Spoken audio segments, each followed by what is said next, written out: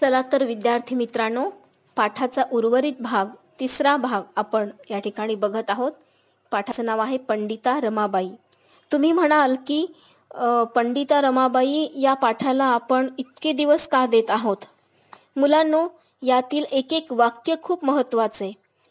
त्या वाक्यातून निघणारा अर्थ खूप महत्त्वाचा आहे.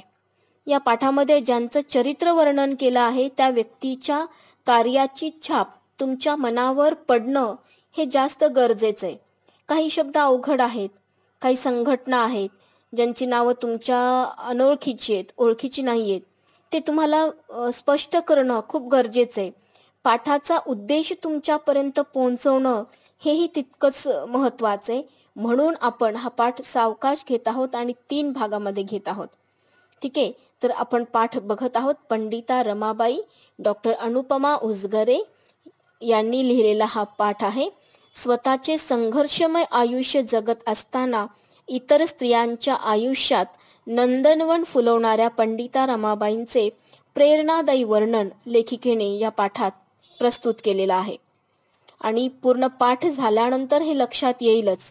मी ह्या स्लाइडमध्ये जे शब्द लिहिले ते किती समर्पक आहेत याचा अंदाज तुम्हाला बांधता येईल पाठ शिकून झाल्यानंतर.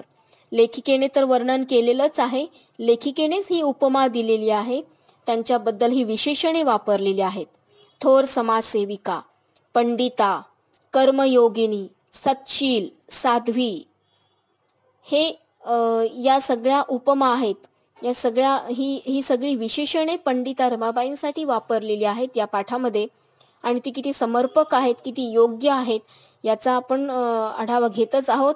पुढचा भाग अभ्यासल्यानंतर, शेवटचा हा भाग आहे तो अभ्यासल्यानंतर तुमच्या लक्षात येईलच.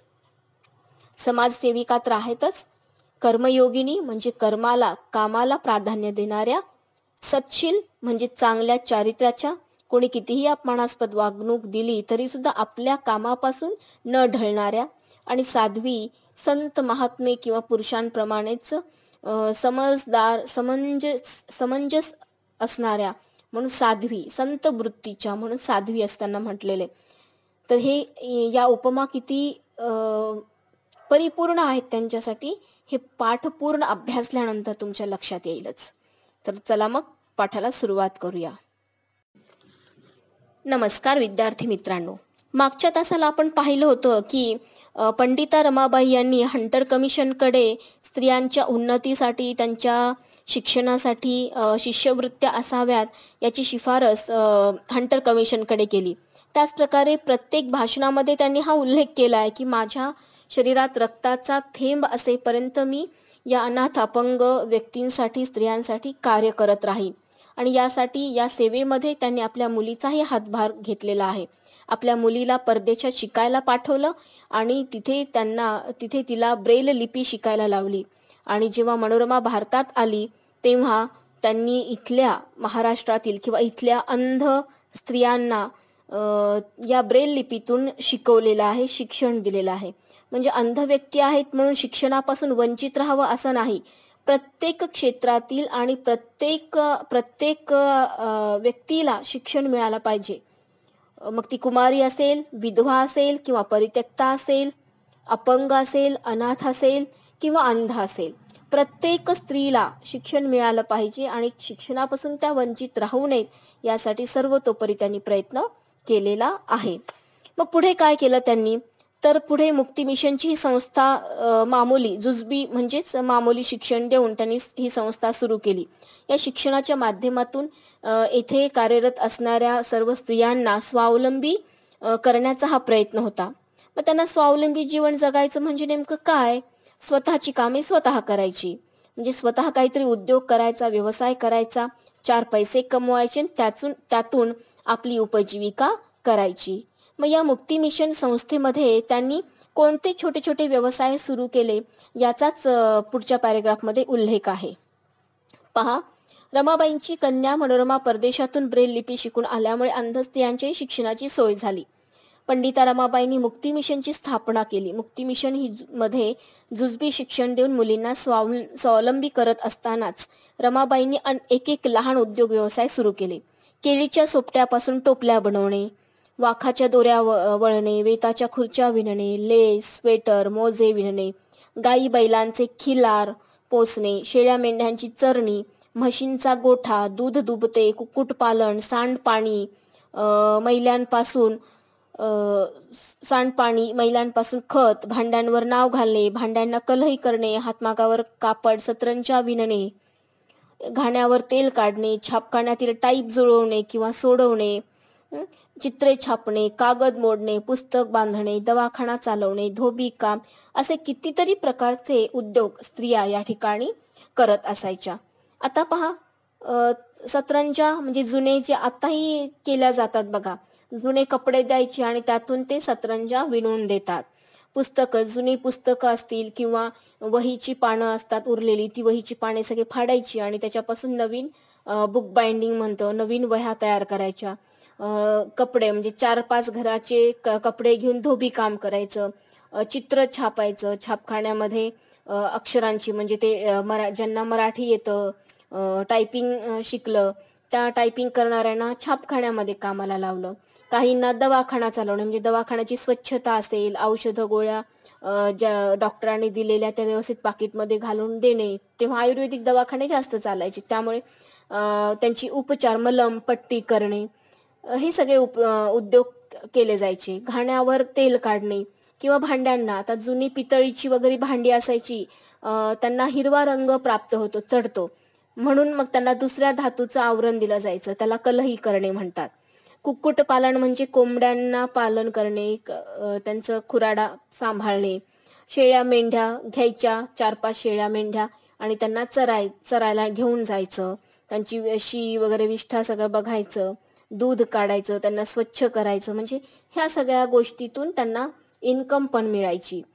लोकरीचे विणकाम करायचं, कुणी मोजे विणायचं, कुणी स्वेटर विणायचं, काही बांबूंच्या जे पात्या असतात, बांबूंच्या चकत्या करायच्या उभ्या वेताच्या, आणि त्यापासून खुर्च्या, टेबल विणायचं, स्टूल विणायचं किंवा टोपले बनवायचे, तट्टे बनवायचे, असं बनवून विकायचं आणि त्यातून काय जो मोबदला येईल त्या मोबदल्यामध्ये आपली उपजीविका करायची.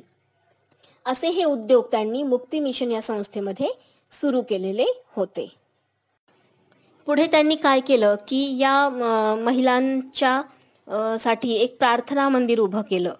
हळूहळू समाजसेवा करत असताना प्रार्थना मंदिर आवश्यक वाटलं, पण ते बांधायचं म्हटल्यावर त्याला खर्च येणारच. पण त्यासाठी काटकसर केली. काटकसरीचा एक नमुना म्हणजे स्वतः त्या मंदिराचा त्यांनी आराखडा तयार केला. म्हणजे डिझाईन म्हणतो की नाही आपण, आकृतीबंध, की कुठे कुठे काय काय असलं पाहिजे. आपण आता फ्लॅट सिस्टीम मध्ये करतो बघा, की इथे टॉयलेट, इथे बाथरूम, इथे किचन, इथं गॅलरी, इथं एवढं हे जागा दिवाणखाना किंवा डायनिंग हॉल आपण म्हणतो, रचना सगळी. तर तसा त्या प्रार्थना मंदिराचा आराखडा त्यांनी स्वतः तयार केला, कारण दुसऱ्यांकडून करून घ्यायचं म्हणजे पैसे खर्च करावे लागले असते. त्यानंतर विटांचे घमेले त्यांनी स्वतः वाहून नेले. विटांचे घमेले म्हणजे बांधकामासाठी जे विटा, माती, सिमेंट वगैरे लागतं ना, तर मुक्ती मिशन मध्ये काम करणाऱ्या महिला वगैरे त्यांचं स्वतःचं तर काम होतंच, पण त्या व्यतिरिक्त बांधकामासाठी जे मजूर लागायचे त्या मजुरांसोबत स्वतःही मजुरी करायची. स्वतःही विटांचे घमेल्याचे पातिले डोक्यावर, घमेले म्हणजेच डोक्यावरून वाहून बांधकामाला त्यांनी मदत केली. कारण तेवढंच एक काम पुढे जाईल, एका मजुराचा खर्च वाचेल. म्हणजे पहा किती बारकाईने त्यांनी विचार केलेला आहे. आणि हे काम करत असताना कमीपणा मांडला नाही. मी मुक्ती मिशनची स्थापना करणारी महत्वाची व्यक्ती, मी समाजसेविका आहे आणि मी हे असे घमेले उचलणं बरोबर नाही, समाज सुधारण्याचं काम करते, असं त्यांनी कधीच मांडलं नाही. कुठलंही काम करताना कमीपणा त्यांनी कधीच मांडलं नाही. काम हे काम आहे आणि ज्या कामातून आनंदही मिळतो, फायदाही होतो आणि बचतही होते, ते काम त्यांनी नेहमीच केलेलं आहे. स्वतः काम करून, श्रम प्रतिष्ठेचा धडाच त्यांनी आपल्या कृतीतून जाणून दिलेला आहे, जागृत केलेला आहे. मग त्या मुक्ती मिशन संस्थेमध्ये राहणाऱ्या किंवा त्या आश्रमात राहणाऱ्या मुलींसाठी असो किंवा समाजातील स्त्रियांसाठी असो, प्रतिष्ठित स्त्रियांसाठी असो, स्वतः श्रमप्रतिष्ठेचा धडा घालून एक आदर्श त्यांनी निर्माण केलेला आहे, हेच खरं. अशा या रमाबाईंनी आयुष्यभर संकट झेललीत. आई वडिलांचा मृत्यू, भावाचा मृत्यू, नंतर पतीचं निधन, म्हणजे त्यांच्या आयुष्यामध्ये संकटांची मालिकाच होती, एक दीर्घ साखळीच होती त्यांचं आयुष्य म्हणजे. पण तरी त्यांनी हार मानलेली नाही, खचल्या नाहीत. एक व्यक्ती म्हणून जर त्यांचा विचार आणि विकास करू, एक व्यक्ती म्हणून स्त्रीचा विचार आणि विकास करू पाहणाऱ्या पंडिता रमाबाई या खरोखरच कन्या होत्या. आणि त्यांच्या नशिबी खूप होरपळणं आलं, पण अनेकांचं आयुष्य त्यांनी उजळून टाकलेलं आहे. म्हणूनच या पाठामध्ये सूर्यकन्या ही एक उपाधी, हे एक विशेषण त्यांच्यासाठी योग्य पडतं. सूर्यकन्या, सूर्याची जशी भूमिका असते, इतरांना उजेड द्यायचा, प्रकाश द्यायचा, स्वतः जळत राहायचं उष्णतेने, पण इतरांना आनंद द्यायचा, प्रकाश द्यायचा. अगदी तसंच त्यांनी स्वतः संघर्ष केला, खूप खस्ता खाल्ल्या, गरिबीची परिस्थिती सहन केली, लोकांचा काही ठिकाणी अपमान सहन केला, पण दुसऱ्यांचं आयुष्य मात्र त्याने उजळून काढलेलं आहे.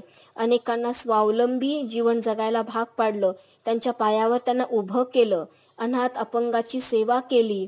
हे काही कमी आहे का? आणि म्हणूनच त्यांच्या कार्याला मानाचा मुजरा किंवा खूप खूप सलाम असो. त्यांचं कार्य म्हणजे वाळवंटी आयुष्यांचे नंदनवन करत कित्येक काळोखी आयुष्य त्याने उजळून टाकल्यामुळे त्यांना सूर्यकन्या ही उपमा दिलेली आहे किंवा हे विशेषण वापरलेलं आहे. त्या एकमेव कर्मयोगिनी होत्या, सच्शील होत्या, साध्वी होत्या, सूर्यकन्याही होत्या. आणि म्हणून प्रचंड विद्वत्ता आहे, ज्ञान आहे, म्हणून पंडित आहे. तर अशा विविध भूमिकेतून, अशा विविध विशेषणांनी युक्त पंडिता रमाबाई या भारताचा अभिमान आहेत किंवा एक महत्त्वपूर्ण स्त्री आहे की जिने स्त्रियांच्या आयुष्यामध्ये एक कलाटणी निर्माण केली आहे, स्त्रियांच्या विकासाला हातभार लावलेला आहे.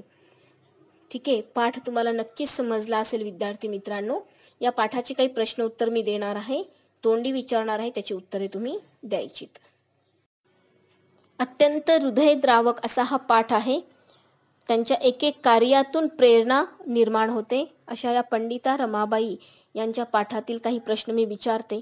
हा पाठ तुम्ही पुन्हा एकदा घरी वाचायचा आहे. अवघड शब्द टिक करायचेत आणि मला नंतर विचारायचे जर त्याचे अर्थ नाही लक्षात आले तर. आणि आता आपण काही प्रश्न मी तुम्हाला विचारते, त्या प्रश्नांची उत्तरं द्यायची.